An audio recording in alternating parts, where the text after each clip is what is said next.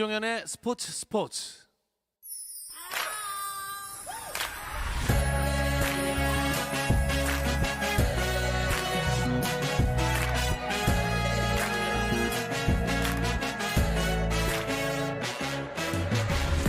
목요일에는 해외 축구 이야기 함께하고 있죠. 라디오의 발롱도르를 꿈꾸는 이건 김정용의 랄롱도르 시작하겠습니다. 풋볼리스트 김정용 기자 먼저 인사 나눌게요. 안녕하세요. 안녕하세요. 김정용입니다. 자, 그리고 영국에 있는 이건 기자 연결해 보겠습니다. 안녕하세요. 네, 안녕하세요. 이건입니다. 자, 프리미어리그에서 맨체스터 유나이티드가 최하위 팀에게 패배했어요. 네, 저도 어제 경기를 보면서 설마 했는데 결국 그런 일이 일어났습니다.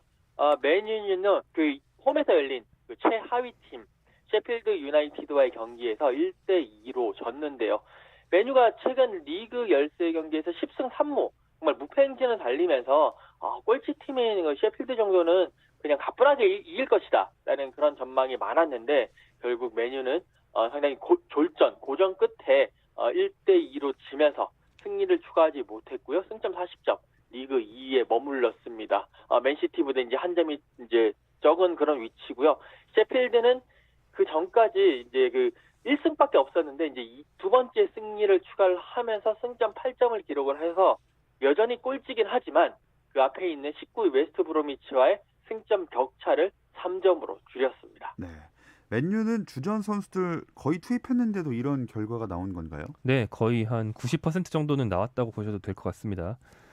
지난 1년 동안 세계 최고의 공격형 미드필더로 아주 유명해서 많이들 알고 계실 브루노 페르난데스를 비롯해서 맨유의 젊은 그 스타들인 레시퍼드, 그린우드, 마르시알 그리고 최고의 스타인 포그바 역시 컨디션이 좋았는데 충출동했어요. 예. 셰필드 멤버 전원의 몸값을 다 합쳐도 제가 지금 말씀드린 선수 중에서 딱 한 명도 안 될 정도로 화려한 선수들이 다 나왔는데 네. 근데 오히려 이게 독이었던 게요. 원래 맨유의 주전이지만 최근에 부진했던 마르시알, 그린우드 이런 선수들을 셰필드 최하위 팀이 상대다 보니까 최하위 팀 상대로 한번 좋은 활약하고 자신감을 찾아봐라. 그러니까 이런 차원에서 내보낸 것 같은데 그게 독이 된 거죠. 그 마르시알 선수 같은 경우에는 아예 실점의 빌미를 제공하면서 패배의 원흉이 되기도 했거든요. 최근 컨디션이 좋았던 뭐 에딘손 카바니 같은 선수를 쓰지 않고 이 경기에서 그동안 부진했던 선수들을 다시 썼던 게 화근이 됐습니다. 예. 현지에서 팬들이랑 언론들이 난리가 났겠는데요.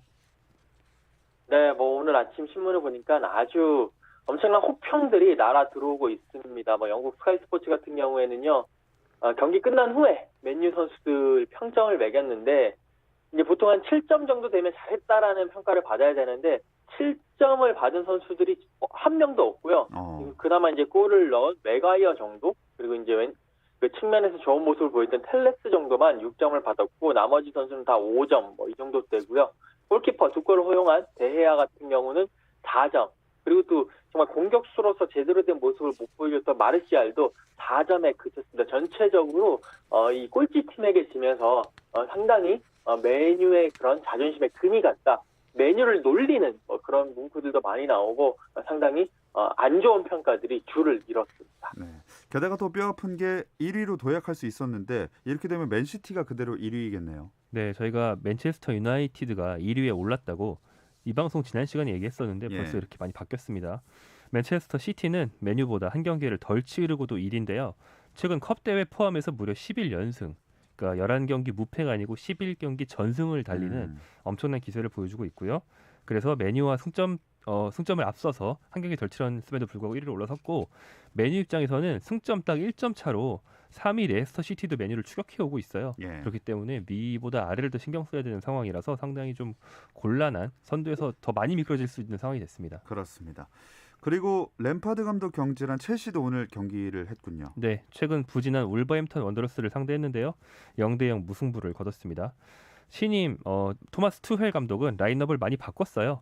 램파드 감독은 램파드 본인이 잉글랜드 대표팀의 전설적인 존재이다 보니까 지난 시즌부터 잉글랜드 국적이면서 첼시에서 길러낸 유망주들을 적극 기용했는데 그 램파드의 애제자였던 뭐 에이브러햄, 마운트, 제임스 이런 선수들을 투헬 감독과 첫 경기에서 일제히 빼버렸습니다. 대신에 같은 유망주 중에서도 램파드 체제에서는 많이 못 뛰었던 허드슨 오도이가 선발로 뛰고 또 3백을 도입해서 베테랑 센터백들을 동시에 여러 명 기용하는 등의 굉장히 다양한 변화를 줬습니다. 네, 일단 램파드 감독 경질된 것도 얘기를 해봐야 될 텐데 그 현지 팬들의 반응은 좀 어땠나요? 아무래도 램파드 감독이 첼시의 레전드다 보니까 현지 팬들은요, 램파드 감독이 너무 불쌍한 거 아니냐라는 그런 여론이 좀 많습니다. 사실 이 첼시가 2003년도에 지금 현 구단주인 로만 아브라모비치가 구단을 인수를 했거든요. 그리고 이제 2003년부터 2021년까지 한 17년, 18년 정도 동안에 감독 대행 2명을 포함해서 총 17명이 첼시의 지휘봉을 잡았습니다. 한 19년 정도, 18년 정도 되는 동안에 17명의 감독이라는 거는 감독의 평균 임기가 1년 조금 넘는다라는 그런 얘기거든요. 그런 상황에서 램파드 감독 그래도 지난 시즌에는 선수들을 피파의 징계 때문에 선수 영입 못하는 상태에서 유망주들을 잘 키워내서 4위까지 했는데 지금은 그게 조금 떨어져 있다고 해가지고 이렇게 경질을 한다라는 거, 계속 뭐 경고를 준다라든지 그래도 올 시즌까지는 조금은 기회를 줬어야 되는 거 아니냐라는 그런 팬들의 반응이 많고요. 특히 뭐 26일 같은 경우에는 첼시 팬들이 그 첼시의 경기장에 서커스는 끝났다라는 문구가 적힌 플래카드를 걸어놓고 약간 뭐 폭죽 같은 걸 던지면서 이 항의를 하는 그런 퍼포먼스를 또 보여주기도 했습니다. 네. 워낙 경질이 잦은 팀이다 보니까 지금 투엘 감독 부임한 지 이틀 됐는데 벌써 2022년에 경질될 것이다 이런 기사도 나오고 하던데 어쨌든 그동안 이제 지휘를 하는 동안에 투엘 감독의 첼시는 어떻게 앞으로 변화가 좀 될까요? 네, 두 가지 측면에서 볼 수 있을 것 같아요. 일단 전술입니다. 램파드 감독 시절에는 첼시는 전술이 경직되어 있는 팀이었어요. 4-3-3 포메이션 한 가지를 쓰면서 압박 축구를 하는 게 거의 전부였거든요. 그런데 투엘 감독은 너무 현란하게 전술을 바꿔서 오히려 선수들이 헷갈린다는 말이 있을 정도로 정말 온갖 포메이션, 온갖 운영 방법을 다 씁니다. 그래서 아마 첼시가 현란한 전술 변화를 가지고 상대팀 감독과의 수싸움에서 이기는 걸 볼 수 있을 것 같고요. 두 번째로는 이제 리더십 측면이 있는데 말씀하신 바와 같이 투엘 감독은 어느 팀에 가든 임기가 길지 않습니다. 왜냐하면 선수들과도 싸우고 구단 수뇌부와도 싸우거든요. 굉장히 외골수고 다른 사람의 감정을 잘 이해 못하는 그런 스타일이에요.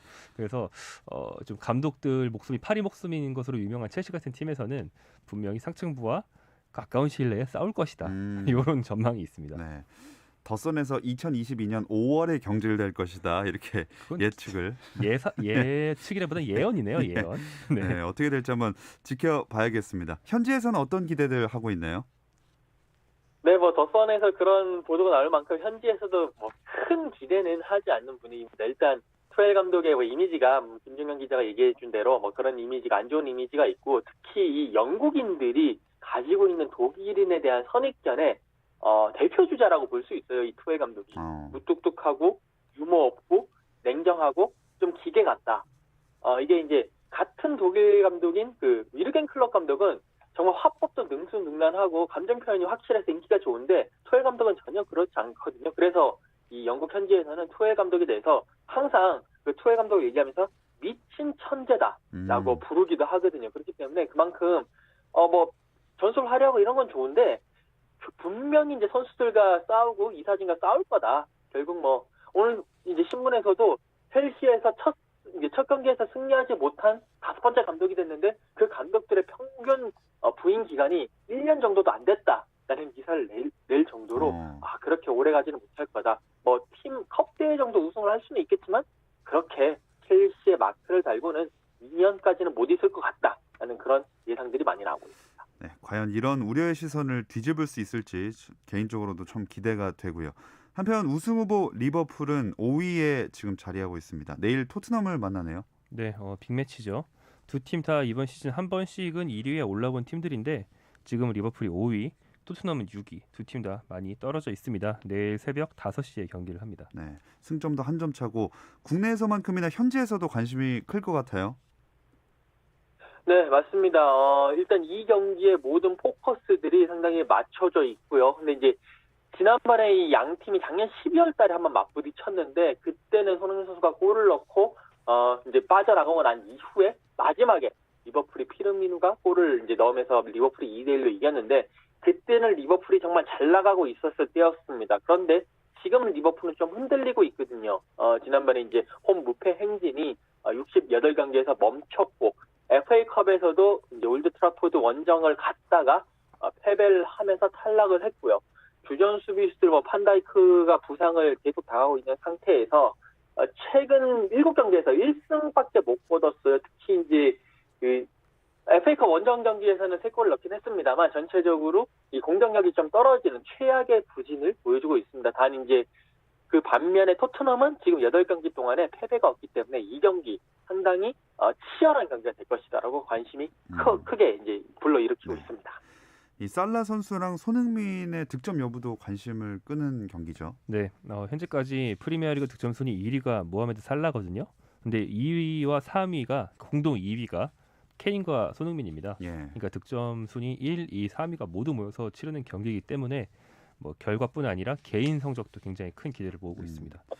자, 그나저나 황희찬 선수가 프리미어리그로 간다는 얘기가 나오더라고요. 네, 독일 라이프치히에서 지금 주전 경쟁에 큰 어려움을 겪고 있죠. 겨울 이적 시장을 통해서 팀을 옮길 거라는 전망이 계속 나오고 있는데요. 그중에 상당히 좀 최근에 많이 거론되는 후보로 프리미어리그의 웨스트햄이 나오고 있습니다. 아직 이게 확실시되는 수준의 보도는 아니지만 웨스트햄이 공격수가 필요하긴 합니다. 왜냐하면 주전 공격수였던 세바스티앙 알레르라는 그 프랑스 선수가 있는데 이 선수를 최근 아약스로 이적시켜서 전방이 비었어요. 그리고 이 팀이 최근 성적은 좋은데 공격수 중에서 최다 득점자가 5골 넣은 선수밖에 없습니다. 승승장구하고 있긴 하지만 최근 프리미어리그 4연승 모두 한 골차 승리였기 때문에 공격수 보강이 필요하다는 분석이 나오고 있는 팀입니다. 네. 이건 기자가 현지를 그 여론을 살펴봤을 때는 가능성이 어느 정도인가요? 일단 지금 현지에서 나오고 있는 그 보도들을 보고 있으면, 특히나 보도를 하는 매체들을 보고 있으면, 뭐 스카이 스포츠라든지 이런 뭐 공신력이 있는 매체들이 많이 보도를 하고 있거든요. 일단 웨스트햄과 라이프치히가 서로 대화를 하고 있다는 거는 확실한 것 같습니다. 저도 이제 이 황희찬 선수 에이전트에게 문의를 했는데 말을 최대한 아끼면서 제한이 프리미어리그 구단에서 제한이 상당히 많이 있고 황희찬 선수 본인이 고민 중이다라고 이야기를 했거든요. 그 얘기는 이제 그 이상의 얘기를 밝힐 수는 없겠지만 그만큼 분명히 협상이 있고 많이 가까워졌다라는 이야기도 되는 거거든요. 그렇기 때문에 상당히 웨스트햄과 가까워진 것은 사실이고요. 뭐 김정현 기자 얘기했다시피 지금 웨스트햄은 스트라이커가 필요합니다. 특히 황희찬 같은 스타일은 웨스트햄도 좋아하고 데이비드 모예스 감독이 좋아하기 때문에 황희찬 선수가 결심만 한다면 충분히 더욱더 가까워질 수 있고 그 웨스트햄의 유니폼을 입을 수 있을 것 같기도 하고요. 이제 모예스 감독도 긍정적으로 바라보고 있다라는 얘기가 나오고 있는 만큼 이번 주 내로 아마 결론이 날 것 같습니다. 만약에 가게 되면 웨스트햄도 런던인데 이건 기자 발품 더 파셔야 되는 거 아닙니까? 네, 그 다행히 웨스트햄과 토트넘은 그렇게 멀질 않아서 다행이긴 한데 일단 뭐 더욱더 웨스트햄도 많이 가야 되고 특히 2월 21일에 웨스트햄과 그 토트넘의 맞대결이 있거든요. 만약에 황희찬 선수가 가게 되면 오랜만에 프리미어리그에서 코리안 더비가 열릴 수 있는 뭐 그런 날도 좀 기대를 하고 있습니다. 네. 이 옮기게 된다면 볼거리는 더 많아지겠지만 독일 내에서 먼저 팀을 옮길 수 있다 이런 보도도 있긴 있더라고요. 네, 라이프치히 구단 소식을 전문으로 다루는 어떤 매체들이나 독일 내 축구에 대해서는 굉장히 신뢰성이 높다는 유력지 키커 같은 매체가 독일뿐 아니라 해외에서도 관심이 있다라고 보도를 하고 있거든요. 그러니까 먼저 독일 하위권 팀들이 황희찬 선수의 임대를 먼저 바라고 있고 그 뒤에 프리미어리그 팀들도 등장했다. 뭐 이런 뉘앙스입니다. 네. 자, 그나저나 프랑스 리그 황의조 선수는 유럽리그 진출에 첫 멀티골 활약을 펼쳤습니다. 이 이야기 잠시 쉬었다 와서 나눠볼게요.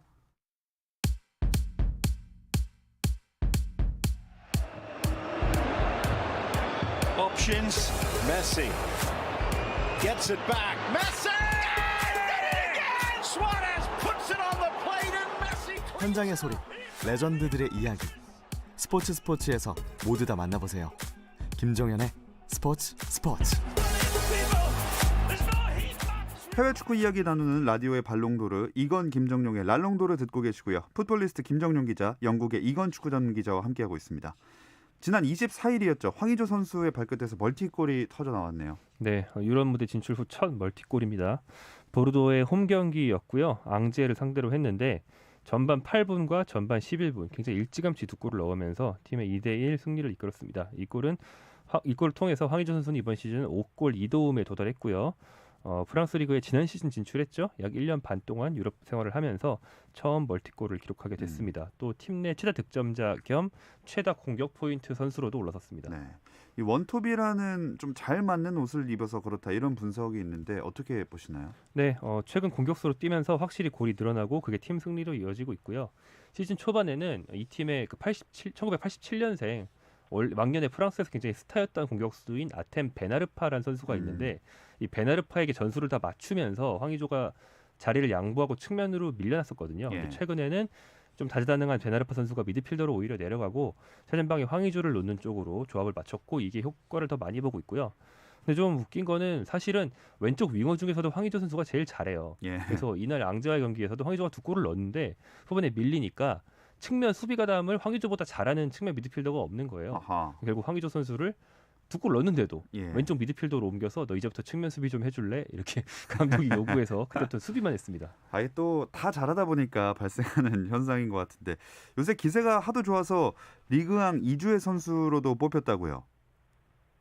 네, 그 유럽에서 이제 축구 통계 전문 매체인 후스코드닷컴이라는 곳에서 이제 리그왕 2주의 팀을 선정을 했는데 여기에 황의조 선수가 공격수 원톱의 위치를 차지했습니다. 이제 그 한 주 동안에 평점을 8.9점을 받으면서 한 자리를 차지했고 황의조 뒤에 그러니까 황의조를 뒷받쳐주는 그 이성 공격수로 그 파리 생제르맹의 음바페 그리고 네이마르가 이름을 올리면서 조금 뿌듯하게 만들었고 황의조의 팀 동료인 코스티리 또 골키퍼로 같이 동반 선정이 됐습니다.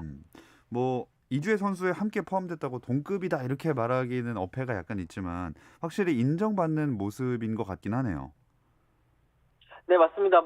그 옷이 날개다라는 표현이 있는데 역시 그 앞서 얘기한 대로 원톱이라는 옷이 황의조 선수에게 날개를 달아줬고요. 그런 놀라운 활약을 펼치면서 유럽 무대에서도 상당히 높은 평가를 받고 있다라는 게 확실해졌습니다. 확실히 이제 팀 내에서는 원톱으로 강한 임팩트를 계속 보여주다 보면 또 황의조도 모르겠습니다만 혹시 파리 생제르맹에서 관심을 가질 수도 있지 않겠습니까? 그렇기 때문에 그날까지 열심히 뛰어야 될 것 같습니다. 네.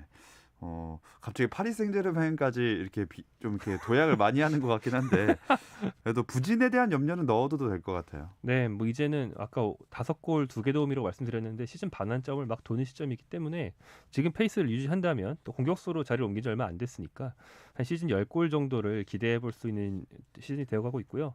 한국인이 프랑스 리그 앙에서 10골 이상 넣은 게 과거에 모나코에서 뛰던 박주영 선수, 디종에서 뛰던 권창호 선수 이후에 없거든요. 예. 역대 3번째를 노리고 있습니다. 자 그리고 스페인으로 넘어가서 이강인 선수 이번 시즌 처음으로 풀타임 경기를 치렀습니다. 네, 그렇습니다. 풀타임 경기를 치르긴 했는데 이게 오히려 이런 경기에 풀타임이라는 게 오히려 아쉬운 경기였어요. 왜냐하면 이 경기가 스페인 구강컵 16강전이었고 발렌시아가 상대팀이 강하고 컵 대회까지 신경 쓸 여력이 없다 보니까 이 경기를 사실상 포기했어요. 그래서 이강인 선수는 거의 이진급 선수들과 함께 세비야를 상대하면서 0대3 패배를 당했고요. 이 경기에서 발렌시아 선수 중에서는 이강인 선수가 제일 잘하긴 했는데 뭐 어차피 팀 입장에서는 사실 져도 된다 이런 입장의 경기였거든요. 이런 때 오히려 안 나오는 게 그러네요. 주전이라는 눈도장일 텐데 오히려 좀 이진급 취급을 받은 것 같아서 좀 아쉬운 경기가 되기도 했습니다. 참 발렌시아를 이래저래 떠나는 게 맞다는 생각이 자꾸 듭니다. 이 이강인 선수 거취랑 관련해서는 어떤 이야기들 나오고 있나요? 네, 가장 최근에 나온 보도에 따르면 26일에 이강인 선수 그리고 이강인 선수 에이전트가 구단의 수뇌부와 이제 미팅을 가졌다고 합니다. 이 상황에서 여러 가지 거치라든지 재계약이라든지 그런 얘기를 했는데 일단 이강인 선수는 계속 그 발렌시아와의 재계약을 거부하고 있고요. 이강인 선수와 발렌시아의 계약이 2022년 6월까지니까 이제 발렌시아도 고민을 계속하고 있는 시점입니다. 이제 다만 그 보도 같은 것을 보게 되면 이강인 선수가 이번 겨울에 이적을 하기는 조금 어려울 것 같다라는 보도들이 많이 나오고 있고요. 일단 이번 겨울에는 발렌시아에 잔류를 하고 여름 이적 시장에서 아마 발렌시아를 떠나서 다른 팀으로 가지 않을까라는 그런 예상 보도들이 많이 나오고 있습니다. 네, 이강인 선수도 현재 그렇게 좋은 상황은 아닌데 이승우 선수는 참 최근 신트트라이던 지휘봉 잡은 이 피터 마이스 감독 체제에서 거의 완전히 배제됐다고 볼 수 있을 것 같아요. 네, 오늘 새벽에 열렸던 신트트라이던의 헨트 원정 경기가 있었습니다. 이승우 선수는 신트트라이던 소속이지만 최근에는 아예 교체 명단에도 들지 않고 라인업에서 제외된 상태고요. 이적을 모색하고 있는 걸로 알려져 있습니다. 원래는 터키 쪽 이적설이 유력했지만 그 이적설이 들어간 뒤에는 스페인과 포르투갈 이적설이 많이 있고요. 스페인 이적이 많이 유력하다고 알려진 팀들 중에 하나는 라스팔마스라는 2부 팀인데 이 팀은 그 스페인 본토가 아니고 북아프리카 위에 떠 있는 카나리아 제도에 있는 섬 팀이거든요. 네네. 만약에 이 팀 이적이 성사되면 이승우 선수가 아니 이건 내가 알던 스페인이 아닌데 이런 느낌을 받을 수도 있지 않을까 싶습니다. 그래도 원정은 본토로 오게 될 테니까요. 그때마다 비행기를 엄청 타죠. 네. 또 이게 또 단점으로 작용할 수도 있겠네요. 네, 그 전 세계 모든 섬 구단들의 공통된 고충입니다. 네. 좀 그런 걸 극복하고 또 이승우 선수가 어쨌든 이적을 하게 된다면 좋은 모습을 보여줬으면 좋겠습니다. 이건 기자, 다른 우리나라 선수들 근황도 궁금한데요. 네, 독일 프라이부르크에서 뛰고 있는 정우영 선수, 그 슈투트가르트와의 홈 경기에서 4개월 만에 선발 출전했는데 1대1로 맞서던 전반 37분에 역전 결승골을 터뜨리면서 정규리그 2호 골 기록을 했습니다. 후반 35분에 교체돼 나갔는데 이 정우영 선수가 경기 중에 상대의 팔꿈치에 맞고 그러면서 피까지 흘리면서도 뛰는 그런 투혼을 보여주면서 상당히 좋은 인상을 남겼고요. 같은 팀에서 뛰고 있는 권창훈 선수는 여전히 부상으로 뛰지 못했습니다. 독일 그 홀슈타인 킬에서 뛰고 있는 이재성 선수는 파더보른 원정 경기에서 풀타임 소화했는데 팀은 1대1로 비겼고요. 그 백승호 선수는 결장을 했고 윤일록 선수도 결장했습니다. 그리고 마인츠에서 뛰고 있는 지동원 선수는 아예 명단에서 제외됐습니다. 자, 앞으로는 출전을 더 많이 했으면 좋겠는데 이번 주말에 우리나라 선수들 경기 일정 짚어볼까요? 네, 일단 아까 이야기한 금요일 새벽, 내일 새벽 5시에 토트넘 대 리버풀 경기로 시작을 해서요. 주말로 가면 토요일 새벽 5시에 프랑스의 올림피크 리옹과 보르도의 경기가 있습니다. 황의조 선수가 현재 리그 3위 강팀인 리옹에 도전하게 되겠고요. 일요일 새벽 1시에는 윤일록 선수가 소속된 몽펠리에가 랑스와 경기를 하는데 윤일록 선수가 전 경기에 그 결장한 게 파리 생제르맹을 상대하다가 초반부터 같은 팀 선수가 퇴장당해서 뭐 공격을 강화할 수가 없었거든요. 예. 이번 경기에서는 좀 출전 기회를 잡기를 바라보겠습니다. 그리고 일요일 새벽에는 발렌시아와 엘체, 같은 시간에 라이프치히와 레버쿠젠의 경기가 있어서 이강인, 황희찬 선수의 출장이 좀 기대가 되고요. 월요일 새벽으로 넘어가면 볼프스부르크와 프라이부르크의 경기에서 정우영 선수의 출장을 기대해 볼 수 있겠고, 월요일 4시 15분부터는 브라이턴과 토트넘의 경기를 하는데, 그러고 보니까 토트넘은 한국 시간으로 주말을 피해서 주중에 새벽에만 2경기를 하네요. 참 팬들 입장에서 불쾌합니다 이거. 네, 이런 일정. 네, 그래도 볼 분들은 아마 시간 체크해서 그 경기 시청하시면 좋겠습니다. 한편 지난해 연기됐던 유로 2020 정상 개최하는 분위기로 가고 있다면서요? 네, 지난해 원래 그 개최를 하려고 했습니다만 코로나19로 인해서 1년 연기를 했죠. 유럽 축구연맹이 이제 한국 시간으로 28일에 그 국가협회 대표자들과 회의를 했어요. 이게 12개 도시에서 이제 분산 개최를 하는데 어떻게 하겠느냐 회의를 했는데, 일단 유로 2020을 정상 일정대로 개최하는 방침을 재확인했다라고 발표를 했고요.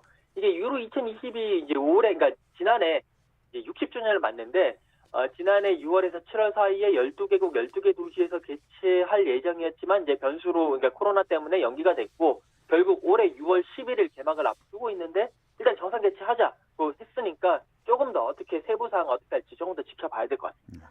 이건 기자가 유럽에 계시니까 현재 상황 봤을 때 실제로 개최가 가능할까요? 지금 이 12개 도시에서 이렇게 열고자 하는 것 자체가 그렇게 쉽지는 않을 것 같습니다. 사실 UEFA도 원래 유로 2020 12개 도시에서 하면 뭔가 의미는 있는데 코로나19 때문에 그냥 한 국가 아니면 뭐 한 국가 내에 2-3개 도시에서 하자라는 그런 방안도 채팅을 하려고 했었습니다만 결국 12개 도시에서 하기로 했고요. 근데 이제 지금 계속 유럽 각국이 그 백신을 맞고 있고 조금씩 그 확진자 수가 내려가는 단계니까 6월까지는 조금 달라지지 않겠느냐라는 그런 희망을 가지고 얘기는 하고 있는데, 제가 봤을 때는 만약에 하더라도 무관중으로 할 가능성이 많고, 아니면 일단 영국은 배제하고 다른 나라에서 좀 뭐 한 군데나 2군데 정도에서 경기가 펼쳐지지 않을까라는 생각입니다. 네. 이번 주 랄롱도르는 여기서 마무리하겠습니다. 영국에 있는 이건 축구 전문 기자, 풋볼리스트 김정용 기자와 함께했습니다. 고맙습니다. 고맙습니다. 내일도 별일 없으면 꼭 좀 들어주세요. 김정현의 스포츠.